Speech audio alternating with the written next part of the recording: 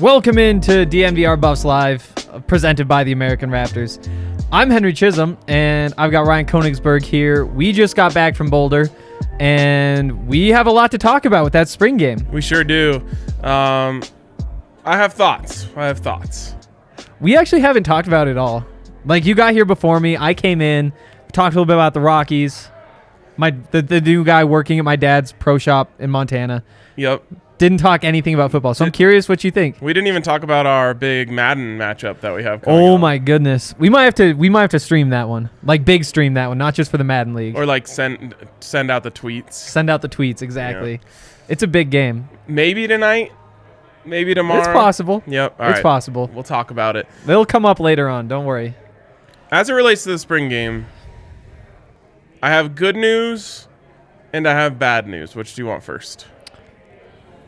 I think I know what the bad news is. What's the good news? I don't think you know what either is. Oh, I'm glad then. Okay, you want the good news first? That means there's at least two parts of bad news. Okay, the good news is that Brendon Lewis has made huge strides. I'm glad you said that. He looks like a quarterback out there now. He's stepping up in the pocket. He's seeing the field. He's getting through his reads. And it's a really weird place to be because everyone was done with him last year. Yeah. You know, and for good reason. He was, largely very bad for a lot of the season. And so it's hard to be like super high on Brendon Lewis because you just have that in your head of like what you saw from him in the games. Yep.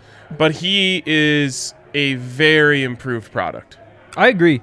And this has kind of been the talk of camp. So day one, Carl comes out and he's smiling and giggling and just so excited to tell everybody about how good Brendon looked and says, first thing, as soon as practice was over, we're doing the cool down stretches, had to go find Brendon, had to tell him it was a fabulous practice because he looks like a totally different player this spring.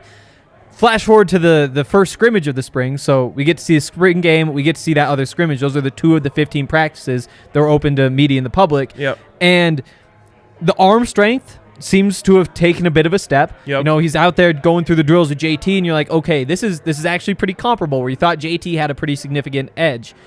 But then there were a bunch of plays, like there was a 3-play stretch in particular in that scrimmage where he could have hit Jayle in the flat and instead just decided to run the ball himself, and it probably works out to be the same gain, but that's the type of thing where make the throw, show us you can make the throw, rolls out, fades away, 2 throwaways on back-to-back plays after that, and you're like, okay, this seems like old Brendon there. But I agree. Today he did seem to be in control of what was happening. Yeah, I think he's 12 of 18. Yep. Threw a touchdown late.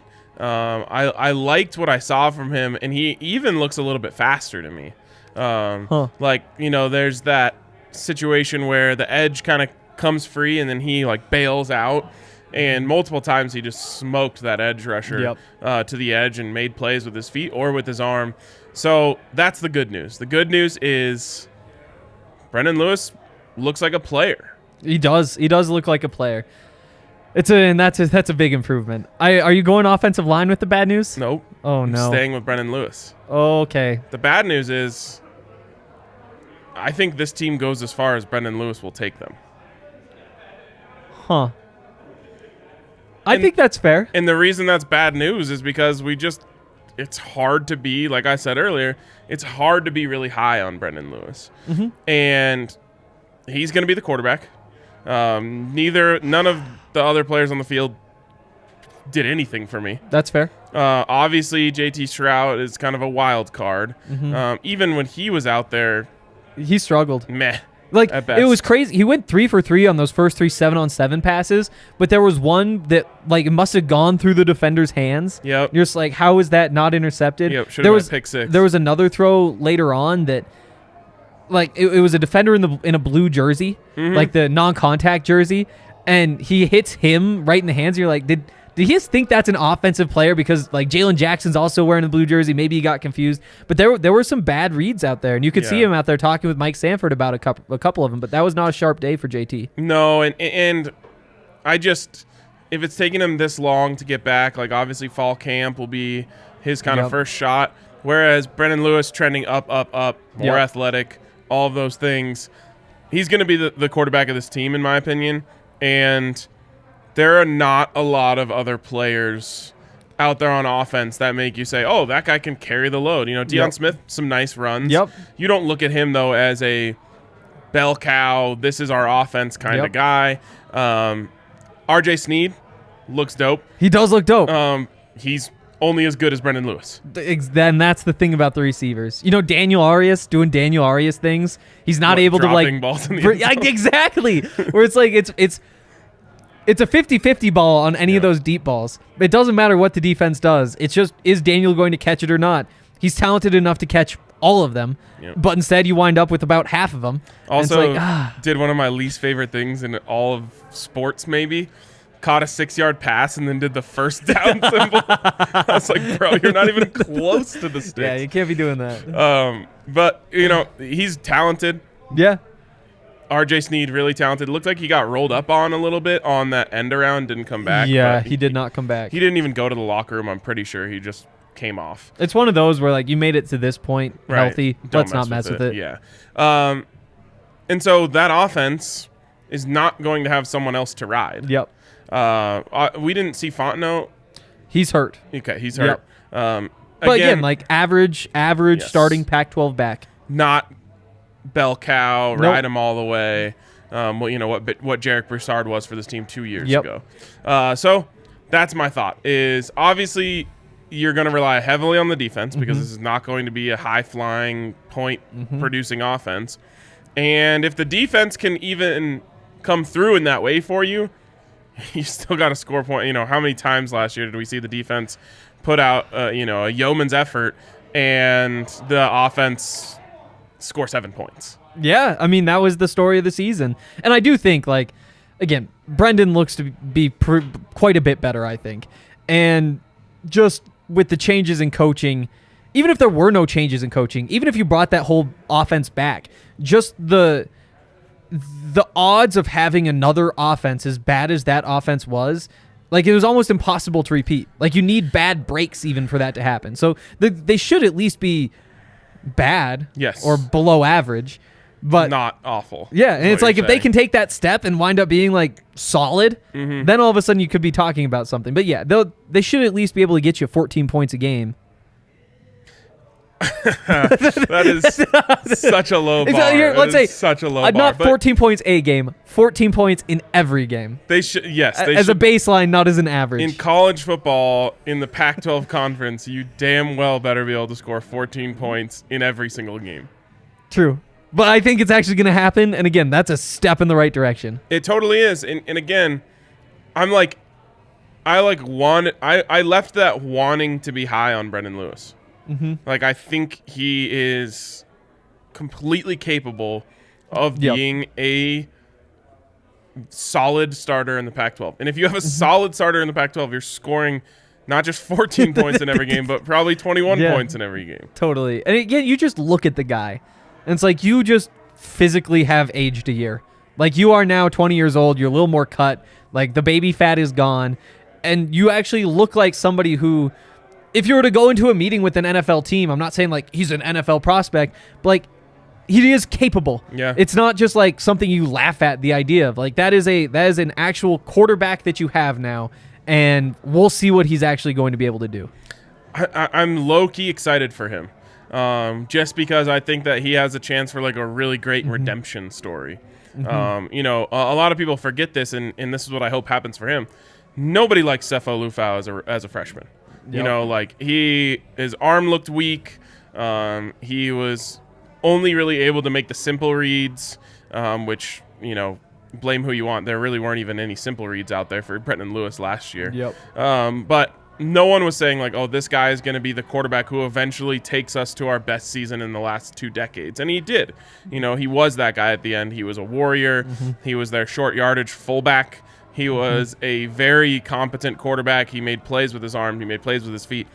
And I think Brendon Lewis is at least trending in the direction of being able to do that. One thing for Sefo, he got a little bit better every year. I think Brendon can make a huge leap this year and then build off of that. Yep. And there's just, again, so many reasons to think that things will be better. Like, even if talent-wise nothing changes, you still look at the fact that just little stuff like if there's a run to the right and they're stacking the right side of the box, the quarterbacks are now allowed to just flip that run to the left. And there's just like things like that where it's just like, hey, that is just a necessary part of having an offense in 2022, and that is now a part of what's happening. Throw in just like smart coaches.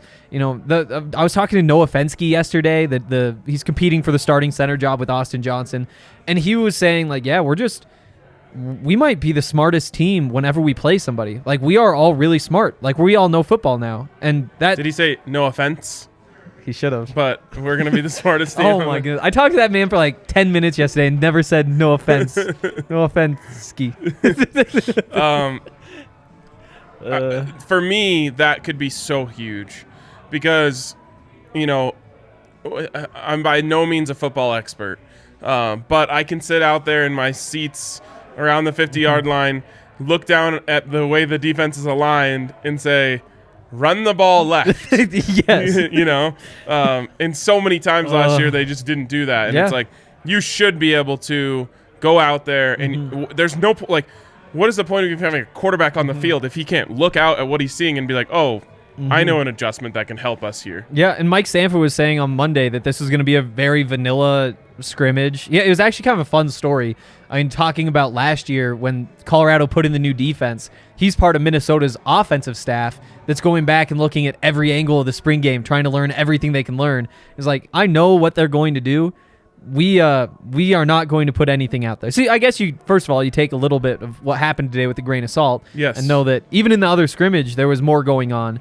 You know, more motions, more usage of a fullback and it's working more the angles. It's an eye test game. Like, we can't come here and be like, Mike Sanford's offense this or that, or the defense this or that, or Carl Durrell. Like, what you can do is you can look out there and say, that guy looks like he belongs. He can play. That guy doesn't. Yep. And there's a couple other guys that I came away thinking that guy belongs. First of all, I think we should talk about RJ Sneed. Yep. So I feel like I'm going to make a bunch of Madden comps here. Love but this. This is a Madden comparison. Love this. And it'll apply to you really well.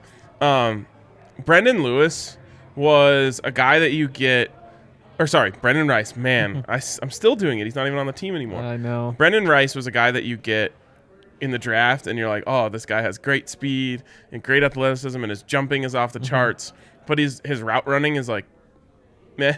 Yep. And it's hard to get him the ball all of a sudden because you're like, oh, you have to like scheme up ways just to get this guy the ball, which first of all, they did an awful job of last year. So this is not a takeaway from Brendan Rice. Like, you should look at him and be like, oh, what are all the things we can do to get him the ball as much as possible? They didn't do that. They were like, go run routes, and he was open sometimes. And then occasionally they'd throw the screen and he'd take it for a touchdown. Yes, exactly.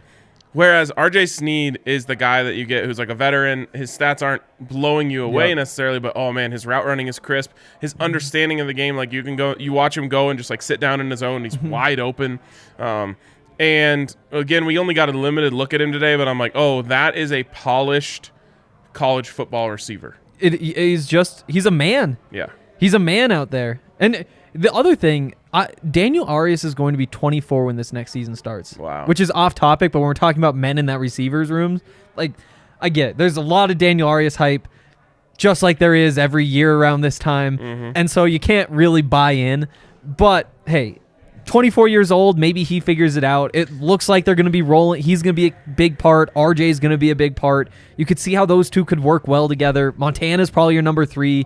Maybe it's Chase Penry. Maybe it's Ty Robinson. But there's with these Chase wide Penry receivers, wasn't out there. He hasn't been out there all spring. Okay. You don't know why anybody's not out there. Like, occasionally you'll see like a guy on a scooter, and you're like, okay, it's an ankle thing. I can tell right there. This is no big deal. But with Chase, we've heard nothing, so I'm really curious what is going on here. But sure, he didn't transfer, and he just got lost in the shuffle. Okay, there's a lot being shuffled right now, so you can see how it could happen. But no, he is a Colorado Buffalo, and I'm not worried about it right now. The thing about Arias, and this will always be the truth for him. He is so capable of popping the top off of a defense. Yep. And that is so valuable to this team specifically, who I just don't see them being a dink and dunk you down the field consistently throughout a game, convert third downs, all that stuff. they're not going to be that. They're going to need, some big plays from Brendon Lewis out of the pocket. They're going to need some big plays down the field. Yep. And you just feel like you should be able to throw him 3 to 4 deep posts or 9 routes every game and come down with 2. Exactly. Give me a 50% rate. If you throw 4, you're going to think, oh yeah, he's about to catch this on every single one of them because he's a 6'4" freak of an athlete, but inevitably something's going to go wrong. And it's like today. Today he had the one in the back of the end zone that could have been an incredible play, but then he slams his back onto the concrete behind the field and the ball comes out. And anybody else, you're like, yeah, how do you catch that? That nobody's catching that pass. But then it's Daniel Arias, and it's like, oh no, those are the ones you got to get just because of what we've seen. Yep. I mean, you just want to see him going up there and high pointing the ball, catching it away from his body. And even that one that he dropped today, that's like a body catch in the back of the end zone, and it falls out of his hands when he got hurt a little bit, which I don't know what we can do because I never want to lose that Colorado across the back of the end zone. It's so dope. But when somebody lands on it, feels so stupid to have it there. 100%. It's like, wait, why do we Folsom is way too tight on the sidelines. Yeah. We see it at least once a year where someone goes flying into the sidelines, flips over the bench, is in the stands basically. Yep. That's dangerous. And then, of course, the cement concrete in the background is also dangerous as well. I'm just can we keep this but somehow move it back? I know. It's because just if somebody were to say, hey, I'm making a football field, I'm thinking 5 feet behind the field, there's a big slanted piece of concrete. Yes. You'd say, no, that's a terrible idea. Yes. But when it's there, you can't move it because it's beautiful. And it looks so... It's one of my... it's my single favorite characteristic of Folsom Field. Other than the views and, but when you look in it and you just see that, you're like, that's sick. That's unique. No one else has that. And I've come a long way on that because... So I hadn't been to a football game there until... So my first was the Nebraska game 2019. Yeah. But growing up, I played plenty of the NCAA games there. Typically it's the Rams, so don't tell anybody. But then you go to that stadium, and I always thought oh, that's kind of ugly. But it was because they did a horrible job putting it into the video game. It's actually in person, it looks great, but the video games are always so bad. Here's another thought that I've had that I haven't had a chance to share. When this NCAA video game comes out, CU better be all over the people who are designing these stadiums. You better make sure the flat irons look as good as the flat irons look. Yeah. You better make sure everything about the stadium, the sunsets, all that stuff is perfect. Because that's the best recruiting advantage you have. Make sure all these high school kids who are playing at Folsom in their video games see how beautiful that stadium is. Good call. Yeah. All right. You want to go on? I have some other players, but I think we can save them. Yeah, we'll save those for a second. Real quick. Actually, let's do this. DraftKings pick of the week. Oh, DraftKings pick on the spot of the week. Jokic rebounds tomorrow. Don't care what the number is. I wish I could bet on a Jokic ejection. Feels like a Jokic ejection kind of game. Things get ugly. You're he just punches. Projecting last year's game 4 onto him. Or this year's game 2.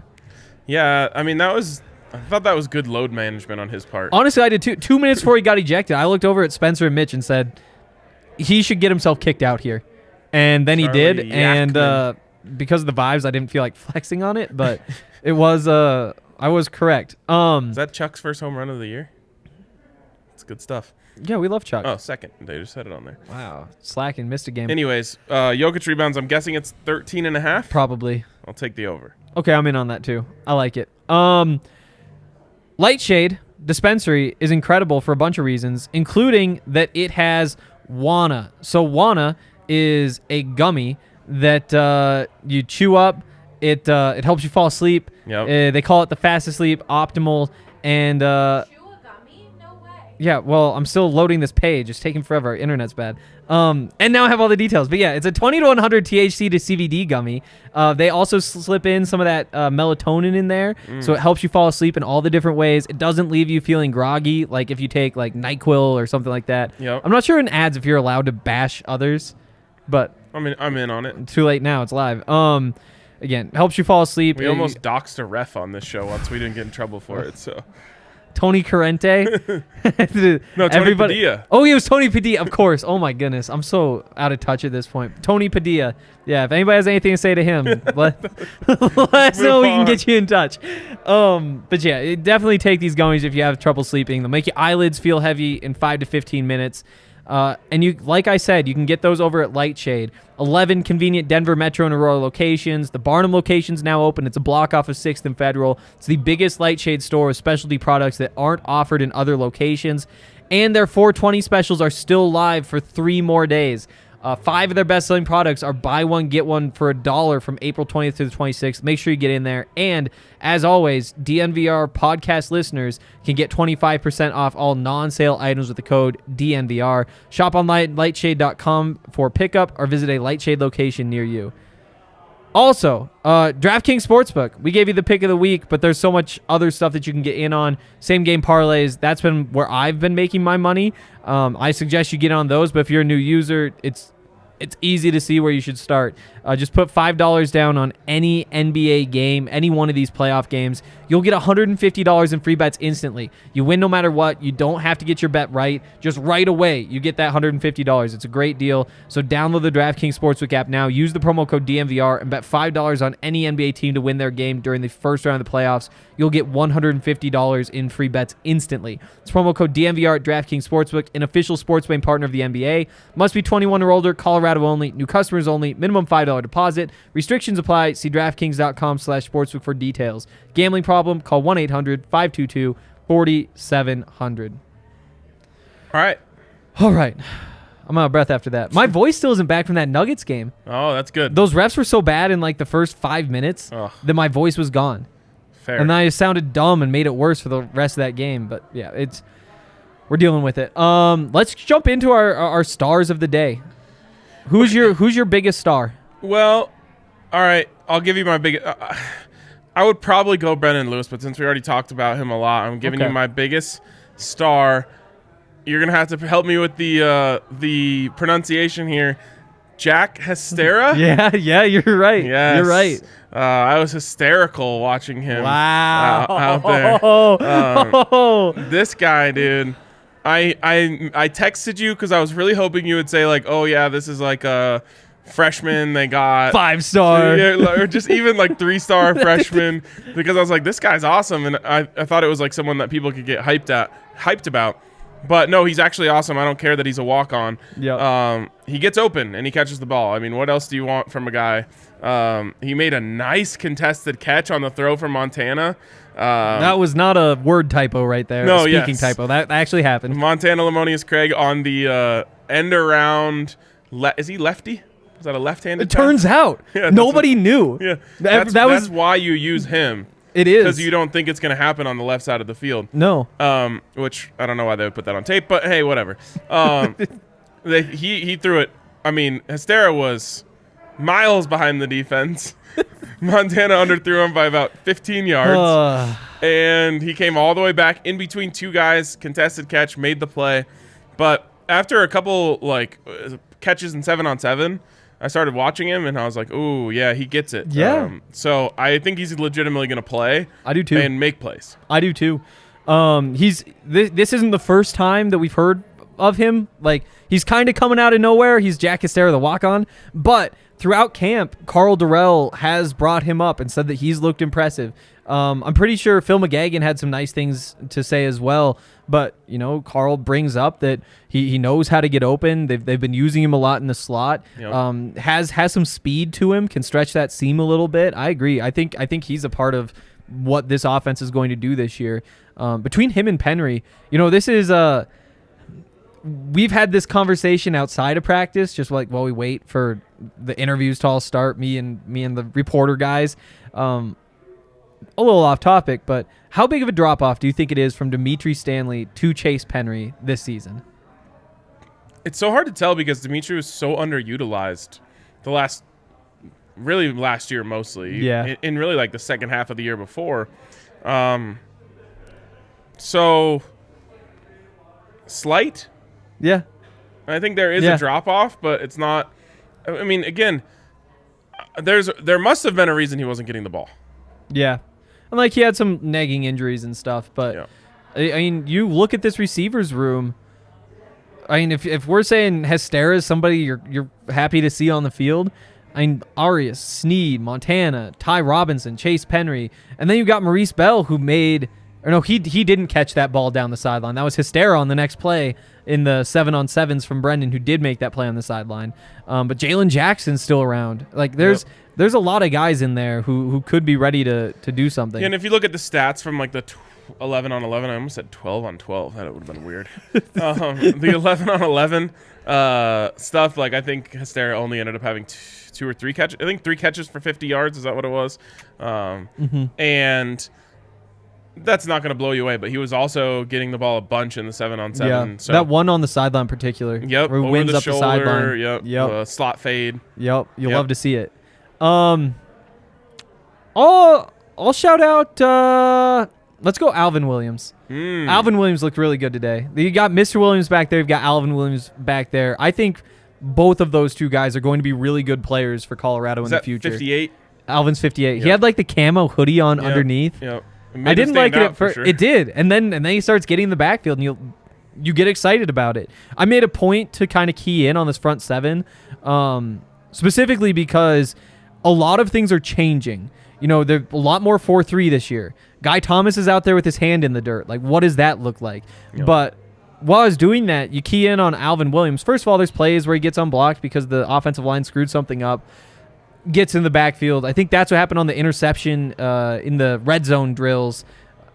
It was kind of a weird play because it would have been a sack, but instead he threw it, and he probably wouldn't have thrown it. But it was just like, what do I do? I gotta. Yeah, exactly. But he's getting the backfield doing that stuff. But also, when the offense is running counters, just the way that he is getting around inside, beating the blockers, kind of across not face, exactly. Yeah. It's. He understands what's going on out there, and he has all the physical tools to be successful. Stat-wise, let's see. There's Mr. Williams. Alvin Williams, they have him with 1 total tackle, nothing else.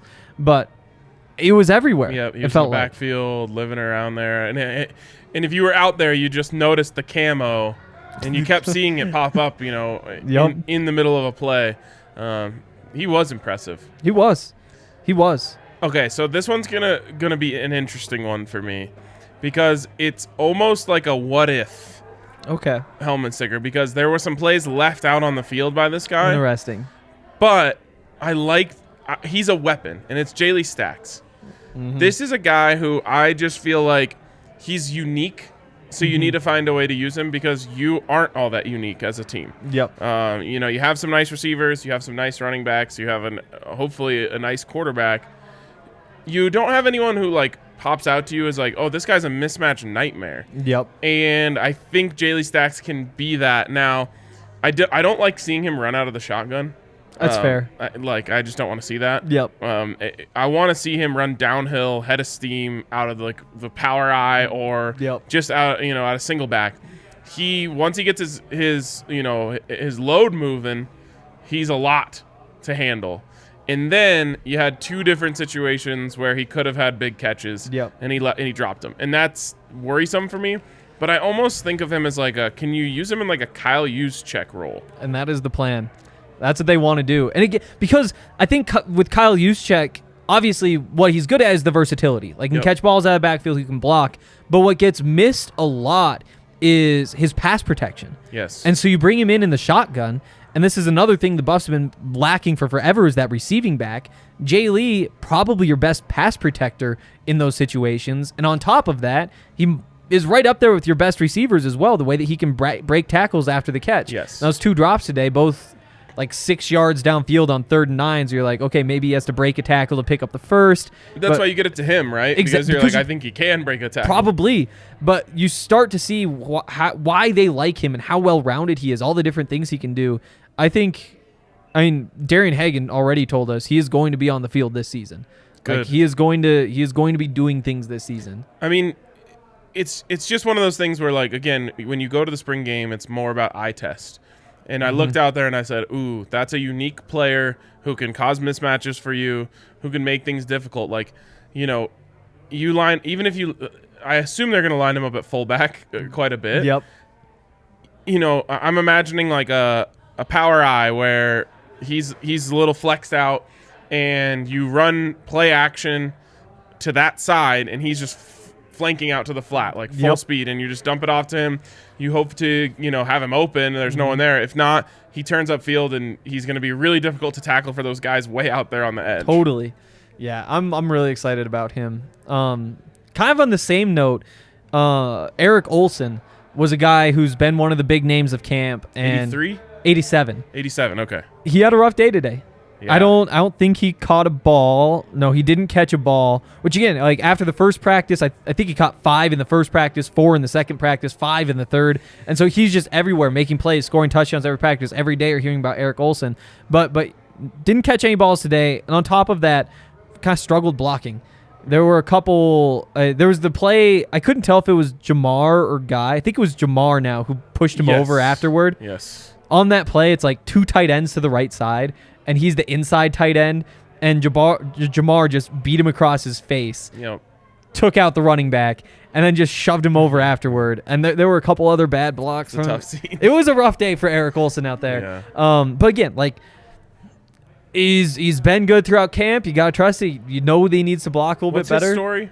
Colorado kid? Yeah, from Colorado. Didn't do anything last year. Was just on the bench last year. But has been kind of probably the number one star, like, name that keeps coming out of this camp. Wow. And he looked good in the first scrimmage too. He had a nice catch and a broken tackle, another catch later on as well. But a little bit of a rough day for him. Where I was going though, Jamar Montgomery, he makes that play. That's his tackle for loss, his one on the day. He made other tackles. I mean, this edge group is just ridiculously deep. And again, if you're going from 3-4 to 4-3, all of a sudden you're asking, instead of having those 2 outside linebackers up on the line of scrimmage, it looked like you're probably just going to be putting 1 at a defensive end spot. Yep. That's why you're seeing Guy Thomas with his hand in the dirt. You're seeing Jamar right there with his hand in the dirt. But you have those 2 out there. Chance Main was out there quite a bit. You have Devin Grant, Alvin Williams, who we already talked about. I guess I'm going edge with both of these. That is an incredibly deep group. And honestly, you probably expect one of them to transfer after this spring just because there are so many of them, now that I think of it. Yeah, it's interesting. I got to admit, you mentioned the 2 guys who stood out to me on the defensive side of the ball. That's it. I think that's fair. But I also think that there wasn't much else to be done back there. That's fair, too. Like, again, they basically shut down that running game. I mean, other than Charlie Offerdahl, but we're going to get to him in a second. He was surrounded by 10 reporters today. Like, do you think that Charlie Offerdahl, who's a second-year walk-on running back, like that he had this in the cards, like, at this point? No, I'm happy for him. I'm happy for him, too. Like, the moment of his career. Like, I hope he gets it. Yeah. He looked like he's seeing the He's field quick. really well. He's quick, and he's running guys over. But we'll get to that in a second. I mean, the defense was kind of just collapsing most of what the offense did. Yeah. And then the passing game, like, I guess there were a couple plays that you could ask those DBs to make. But even Trevor Woods afterward was saying, like when he was asked how he thought he played, he was like, I mean, I made a couple tackles. I was never really involved in the passing game at all. There was anything near me. It's like, yeah, I like that's Trevor kind of Woods. The story for a bunch of those guys. Yeah, exactly. It was kind of, it's so hard to make these, like, big takeaways. Yeah. I mean, you've seen him twice. I've seen him once. Yeah. There's a lot of guys who, like, just didn't get any action. Like, the safeties weren't tested at all. There was no It took vertical Jordan throws. Wolverton, made the 1 interception in the end zone. Yes. We've seen Jordan Wolverton twice, who was a walk-on quarterback last year. He has 2 interceptions in 2 practices that I've seen this year. He played, didn't he? A little bit last year? I don't know that he played. Oh, no. He was the walk-on quarterback. Oh, yeah, walk-on quarterback. Yeah, now. Durango, yeah. So he's going Sam Neuer style. He's 2/3 of the way there. Yeah. We'll see if senior year he flips back over and plays quarterback, yeah. But he looked good, too. Yeah, I mean, it was just, it's weird in a game like that to, like, there are obviously some certain things they wanted to work on. The concerning thing for me was how inept the running game was, and I think that's a big part. I mean, two big runs from Deion Smith. Yep. So you give him that, and I've always felt like he needed the ball more. We're probably going to see that this year. But I think that's why I came away with that takeaway of, like, they're going to need a lot of Brendon Lewis, because this doesn't look like a mauler offensive line that's just going to push you around and open up holes left and right. Jayle, like, when he lined up out of the shotgun and they ran inside zone with him, it was useless. I know, but he gets hit like a half yard behind the line of scrimmage and then Rolls falls for 3, forward, and it's 2.5, and you're like, Could be worse. Right. Last year was worse. Right. Yeah. So, yeah, I mean, I worry about the running game for Me sure. Me too. Alex Fontenot is a guy who could come in and change that feeling. Like, he has great vision. Yep. He's really good one cut and go style stuff. So maybe he comes, maybe if he was out there today and he, had a good day for himself, we wouldn't be feeling that way. But it was a concern for me. Yep. And then you also get Ramon Jefferson coming in, an FCS All-American for his senior year, and you'll see what he looks like. More of that bowling, C.J. Anderson type of runner. He wasn't out there? No. Okay. No, he'll be here over the summer. And the other piece is Tommy Brown was out. So you're missing one of those guards. And he's like the best one, maybe? Well, if we could see him play, we'd know for sure. But yeah, everybody has a bunch of great things to say about Tommy. I mean, it helps that he's an underwear model. That's one of the things Noah was telling me yesterday. It was like, we might be the best looking offensive line in the country. We have a literal underwear model. Like, I don't think that's a good thing. They're having a lot of fun at least, which is very different. They're called the big uglies for a reason. The big pretties. Yeah, I don't want the big pretties. The big pretties. I want those guys to go in there and just look terrible. Yeah. Smell bad. Like, you should. The other team should walk out there and be like, ugh. Disgusted when they see your offensive line. Yeah, I do think, though, that like you bring back Tommy, that should help. But also just the fact that you only have 8 linemen today, and you wind up, that means you have 2 of them that are playing with the 1s and the 2s. Yeah. And so you expect them to be a little bit more fatigued. So there are excuses that you can find, I guess, but the truth is, like, in 2 scrimmages, that defensive line has won. And it's a defensive line that won without Terrence Lang as well. Yep. So that's Jalen Sami and Naeem Rodman and who else was making plays out there? I mean, honestly, those edge rushers look so good. Owen Carey, the true freshman, recruited as an outside linebacker, now an inside linebacker. He looked good. There were a couple plays where he was covering Brady Russell, one on like a fade up the sideline. He locked him down. Yeah, Brady was pretty quiet. Brady was quiet. That's another guy who I'm like, this guy needs the ball more. He's a unique thing that you can have in your offense. Yep. And like the other thing is that it was Mike Sanford on Monday saying the tight ends are part of the passing progression now. So those tight ends are really excited, which makes you think, were they just literally not a part of the passing? There was no way that the tight end was going to get the ball. The quarterback in no circumstance was going to look to the tight end on most of the plays last year. It doesn't surprise me. It didn't happen. So. It's wild. It's wild. Yeah, but we'll see what happens there. Do you have another star for us? No, I would have gone Deion Smith or the other running back. I was gonna go Offerdahl. Yeah, throw him a bone. I mean, he had the touchdown in the spring game last year too. Oh, really? Yeah. Like so far, he kind of has become a spring game. And at that point, he was an early enrollee. Wow. So he's an early enrollee scoring. Today he has 2 touchdowns. There were some good runs in there. I think the final numbers: 9 carries, 55 yards, 6.1 average. And again, like, when's the last time you saw a small white running back like legitimately get carries in Division I football or higher? I imagine like Danny Woodhead. That's what I was thinking. And I was gonna say I would assume he got carries. Yes, I didn't see them, but I would assume I bet he got carries. It's just I'm not saying it can't happen, and I'm not trying to knock him. I'm just like, I'm having such a hard time imagining it's 2nd and 5 and they're playing like Stanford or something. Exactly. How much does he weigh? Like 180 pounds, maybe?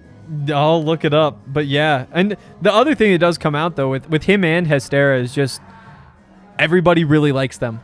Everybody in the locker room really likes them. Like, they work really hard. Yep. They're always in the weight room doing those sorts of things. And that's what Brendon Lewis was saying afterwards. Like, yeah, they deserve to be rewarded for the effort they put in. And again, like, Charlie Offerdahl wants to work his ass off, then who knows? Maybe there is a spot for him in the rotation. 5'11", 185. Okay. So that means he's 5'9.5" and 178. Yes, yeah. Exactly. I mean, he looks tiny out there. But he's shifty, doing it all against the 2s, I believe. Yeah, or 2s worse. and 3s. Yep. Which, that always makes it difficult too. But he did it. Kind of looks shifty. He looks super shifty.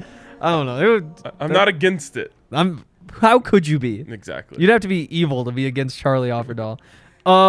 Real quick, Sexy pizza. I actually had sexy pizza on Friday before the Nuggets game. Yeah, that was Friday. What'd you go with? So I got the pepperoni. Okay. Because you always, I feel like that is the pizza. Like, I think everything, whenever you tweak it, you're just lessening the amount that it is pizza. Like, you're changing the way it should be. It's like, you want to do pepperoni sausage, it's like, yeah, it might taste good, whatever, but it's just not, it's not what's supposed to be. You want to take the pepperoni off and go cheese? Like, okay. But I do think pepperoni is just what pizza should be, and then you kind of tweak it from there. I don't think pepperoni is all that much better than cheese. I agree.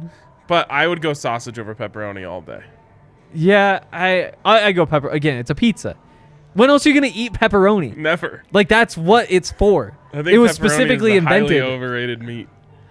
Except on pizza. Like, if you were walking around with, like, a pepperoni sandwich, I'd be like, Brian, what the hell are you doing? You get pepperoni at, like, Subway on your, like, Italian BMT. Yeah, I can promise you that pepperoni's stale.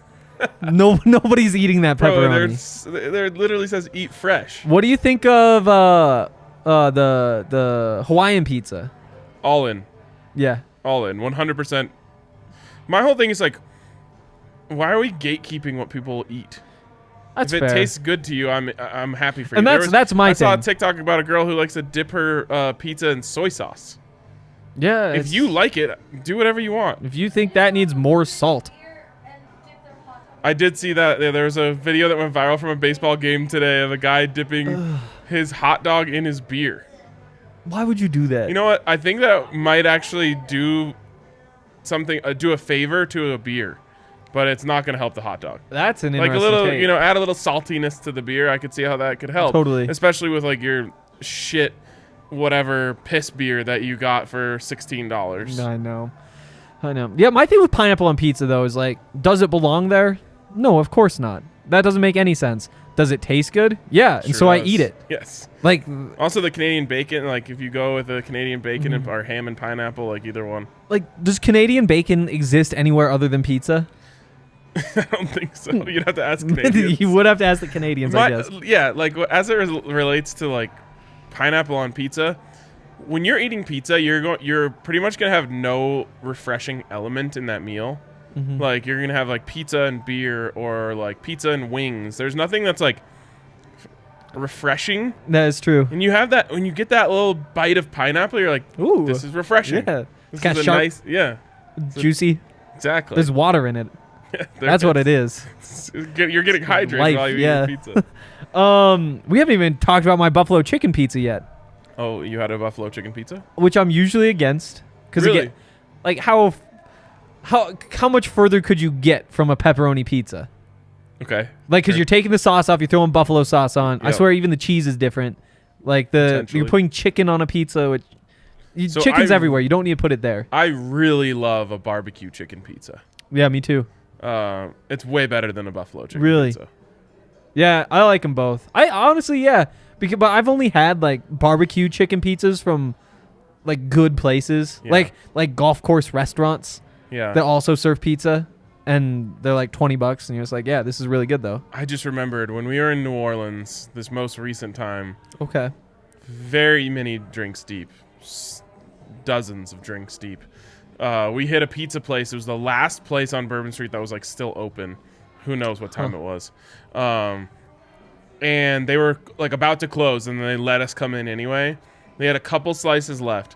One of them was a barbecue chicken pizza with cinnamon pears on it. Now, who would do that?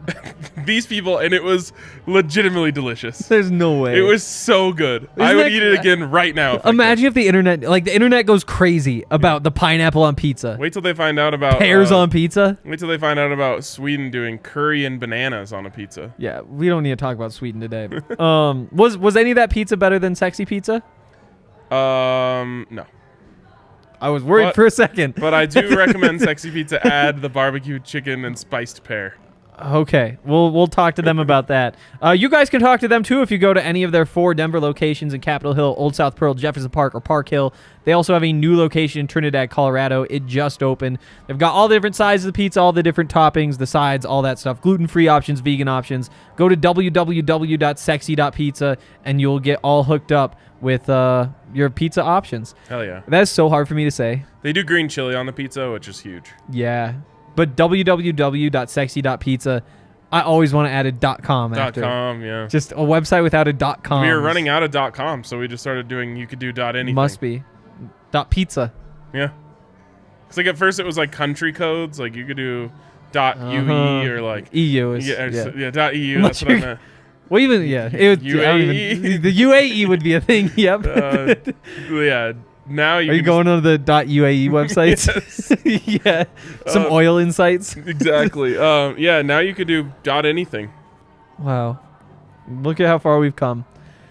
Maybe we should do like Denver.sports. Denver.sports. .pizza is fine though. Yeah, it's working for them. It is. Yes. All right. Before we get out of here, I want to talk big picture. When we talk about what you're happy with this team going forward, what really concerns you about the 2022 season? Talent. Yeah. That really concerns me. Yeah. Because to me, the way that this team is going to win games is by beating them in other ways. You're just not like. I hate to like bring back old stuff, but like imagine Drake London last year. Yeah. It's like, oh, they have the most talented player on the field, so they're just going to keep giving him the ball, and there's nothing that even Christian Gonzalez can do about it. So the Buffs have no one like that. And it's pretty obvious. And so then my biggest concern becomes coaching. Now, it's not a concern that they've done anything to earn other than Carl Durrell, but like a lot of these guys are new, and it really comes down to offensive coaching. Can you scheme this team into the end zone? I don't know if they can. So that's a huge concern for me because this is the only way that they're going to win games is by out-scheming teams. And, you know, obviously there's going to be a couple teams where the talent level is comparable. But to do anything, you know, to make a bowl game, which is 20 years ago and the goal, you're going to have to be really, really sharp game planning and scheming and executing that game plan. So those are my 2 biggest concerns. And, you know, again, I truly believe that Brendon Lewis is trending towards a player who might be able to make some plays that win you games. But until I see that, and until I see that this offensive coordinator, Sanford, right, can scheme it up, I'm going to be really concerned. And again, if we're talking about bowl games, you look at that 4-week stretch, or I guess 5-week stretch because there's a bye, beginning of October, that's really going to decide what happens this season. Arizona, Cal, Oregon State, Arizona State. Arizona State, those should be the 2 worst teams in the Pac-12. Cal and Oregon State should be right there as well. So if you can find a way to win those games, then all of a sudden the door is open. But that really, to me, is that defining part of the season. Again, like TCU coming off a 5-7 season, you should be able to at least give them a run. Air Force at home, right? Yeah, at home. Air Force, like how can you not beat Air Force is always the first thing that comes to mind. But then it's like triple option. It's 10. It's a 10-2. Yeah, that's on the road, isn't it? It is. Yeah, but it's all you're still gonna have a home field advantage. So it's Air Force. 8 home games this year, basically. Nice. No, because no, yeah. 7, yeah. Yeah, that's fair. And then Minnesota is on the road. But again, like Minnesota is not good. Like they're solid. Like of what? They win 5 games again last year. Yeah. But it's not like they have the I know. But again, that was 13-0 in the third quarter. I know. It's 30-0 at the end, which is what you see because that's how the scores work in football. But how they couldn't find a way to get 2 touchdowns in that first half. Give me a touchdown on a field goal and it's competitive. Give me a field goal. Oh, my God. Please, a field goal. It's crazy how good a field goal is. Helmet sticker, Cole Becker. Yeah. He made everything. Give me the field goals. He did. I mean, he deserved a star. He did. That's what I'm saying. Yeah. Cole Becker he's good. A weapon? the weapon. The weapon. Yeah, I mean, but you're right though. You look at it, and they're high on Daniel Arias, and again, new coaching staff. There's a part of me that thinks like, we've been through this before. Maybe you guys haven't. How many hours is he spending on the jugs every day? So many hours, and that's been the thing for 3 years now. Ever since I cover the Buffs, it's every day you ask for Daniel Arias, and it's like, okay, 30 minutes after practice, you get to talk to him because he's over on the jugs. But his problem isn't on the 7-yard passes that are when you're right at your chest. They're being fired as hard as possible. The tough ones that get lobbed up over the top. Same thing with Jerry Jeudy, where it's like, spend all the time on the jugs machine that you want. It's not going to matter. You need to catch real passes. It should train you.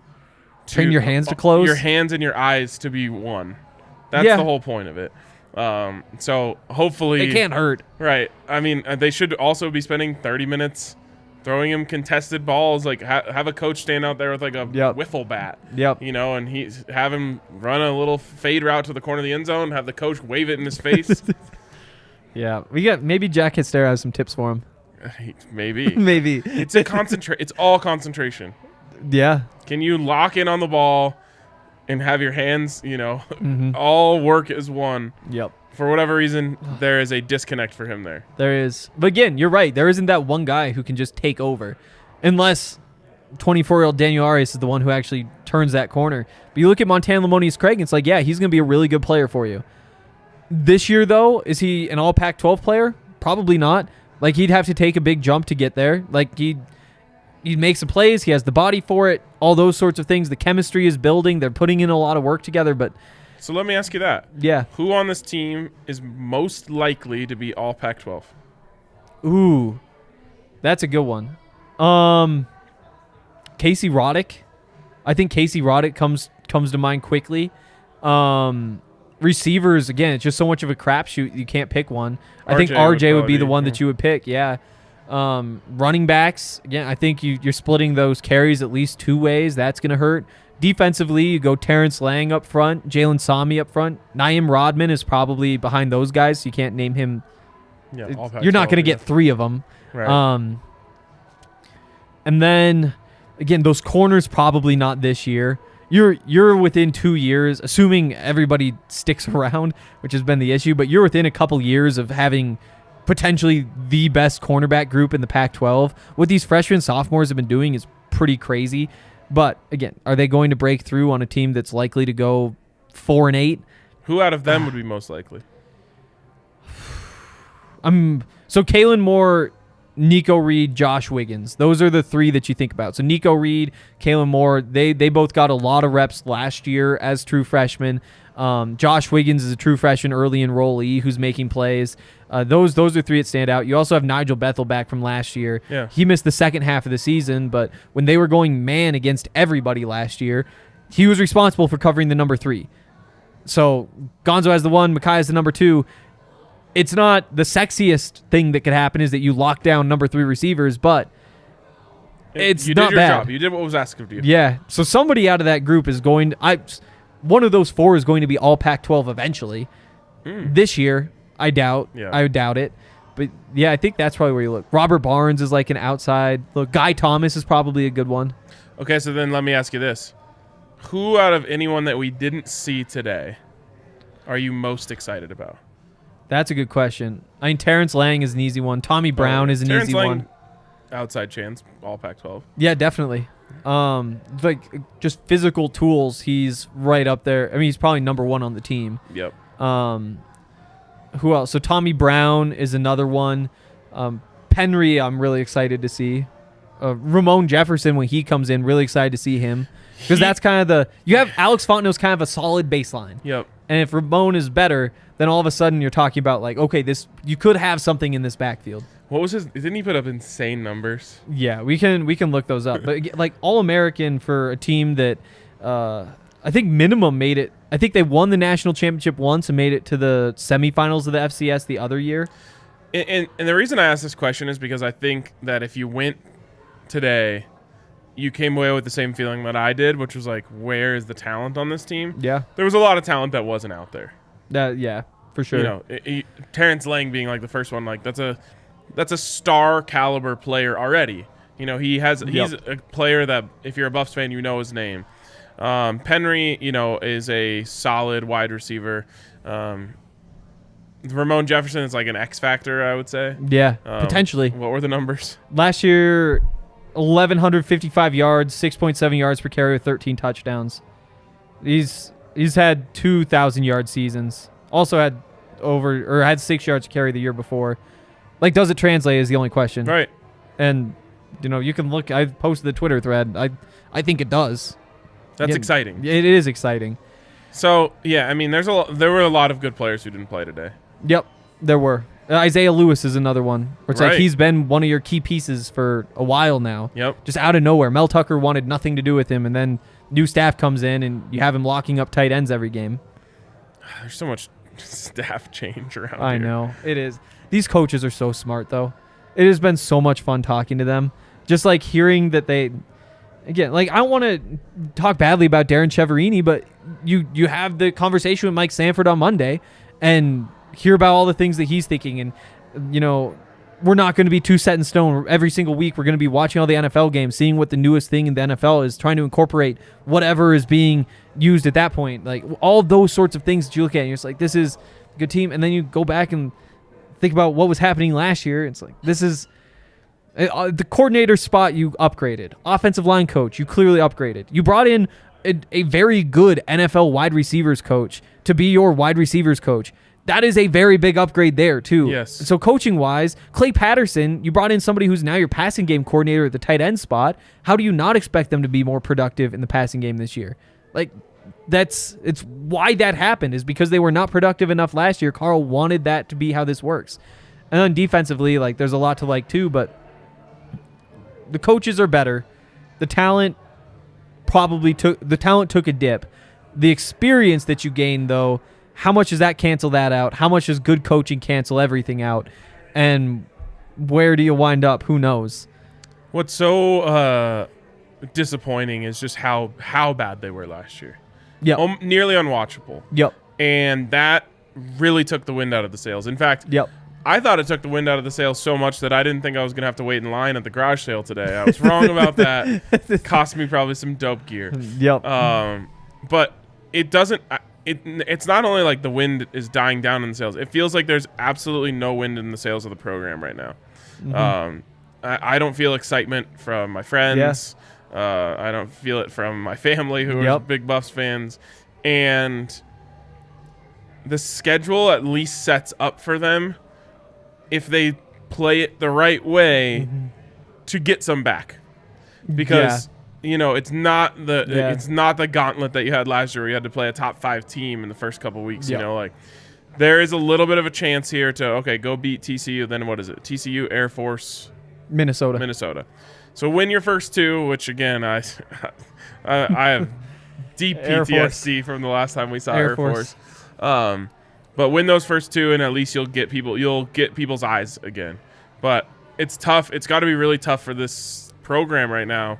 Yeah. To build any sort of excitement. You That's go like thing, look though. at like the Twitter responses any day. Yep. It's all negative. It's there's a dark cloud over the program right now, and it's not because they were bad last year, because they've been bad for a long time. Yep. It was because they were legitimately unwatchable. That offense. Yes. That offense was abysmal. No, they passed better than 3 teams, the 3 service academies. I mean, and it was close. I've been to hundreds of games. Yeah. Over the last 20 years. Never, ever have I seen anything that bad. Yeah. So that's what they're trying to recover from right now. And the only place there's any excitement is from the team. Like, the players are more excited than ever. The coaches are incredibly excited. Like, Carl's fired up every day, and they have negative expectations. So there is that. All they can do is outperform them. Totally. I mean, the expectations are nil, none. Yep. No one thinks anything of them. Yep. So you're playing with house money. Totally. But then it is nice to hear things like Noah Fensky saying this is the closest group I've been a part of. Like, whether it was here last year, whether it was at Iowa the year before. Like, you just have so many guys saying things like that where it's almost like this... Saying it's like an FU to the guys who left is a bit strong, because it's more of like a, okay, cool, whatever. Like, get out of here. We're going to be just fine without you. And that's how they all feel. And then you look at him, and it's like, yeah, Mr. Williams, you still think of him as a guy. Like, I was covering the team when he showed up. And then I went and talked to him this week, and you're like, you're a grown man. Yeah. You do look like you should be out there hitting guys who are headed to the NFL. Yeah. And so there is like a lot of that sort of talent that I do think is in there.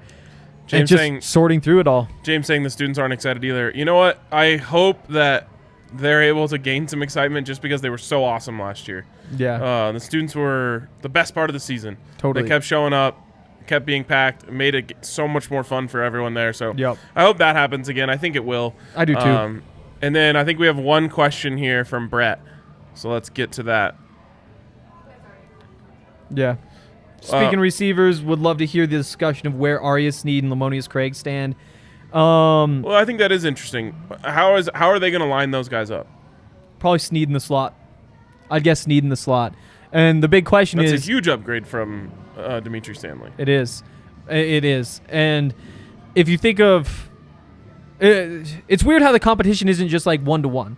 Because Penry is probably pretty close to the next guy up on that list to break into the rotation. Yeah. But if he breaks in, Daniel and Montana are probably the two that you're looking at falling back. And so I think he goes to slot with RJ outside. And it's different than the NFL and college. And I don't know who I'm telling this to right now. But like in college, you can use Arias 3 straight plays to just run people off. And then take them out, and then someone else rotates in. Like, there's so much more rotation. Yep. It's not like the NFL where, like, Cortland Sutton is going to be out there on almost every single play. Totally. And that's why they're going to be at least 6 deep. It's kind of fun to try to put these guys in order right now, though. Like, RJ's your number 1. I think Montana's your number 2 right now. I go Daniel number 3. I think that's where you stand as of today, but then it opens up. Like, Maurice Bell, I wouldn't be surprised if they see him as the number 4. Dope catch. Play of the day. Yeah. Probably. One-handed. Yeah. Far sideline. And then you got Ty Robinson, who could be right there. Chase Penry right there. Jalen Jackson right there. And you got another group of freshmen coming in. So Jalen Jackson has legitimately been on the team since I was covering the team. Isn't that crazy? Isn't that crazy? Yes.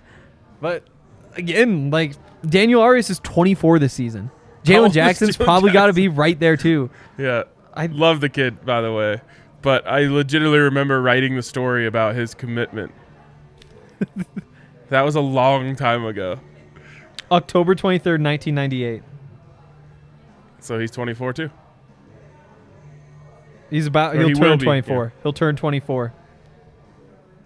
That can be an advantage, Totally. Just having, like, first of all, he should know everything there is to know about college football offense. Yeah. But you just have men out there that makes a big difference for you. Just need him to stay healthy. All right. I think that does it for today. Yep. If you guys want to watch, we'll be playing Madden later. I'm so fired up about this. Is that really happening? It's either tonight or tomorrow. Do you have an objection to it happening tonight? Yeah. We'll see. I've got a nice 3 hours of writing to do. Could do that after. Could do that. There's a way to make it work. We'll see. We'll NFC Championship game in the DNVR Madden League. It's big time. First ever big time. DNVR matchup in the championship game. In the playoffs, right? No, someone reminded me that I beat Zach like 75-10 once in the first round. How did Zach make the playoffs? What the hell? Oh my god, we've ruined this stat for Zach. Yeah, oh my god, we did. But yeah, that'll do it for today. That'll do it for spring ball, which is crazy to think about. Summer starts tomorrow. They'll be back in June for some summer workouts. Fall camp in August. Get 25 more practices there. The season's right around the corner. Can't wait. It's crazy. I think a week ago is the halfway point between the end of last season and the beginning of next season. Wow. So close to getting back to it. Thanks, everybody, for watching, and we'll be back soon.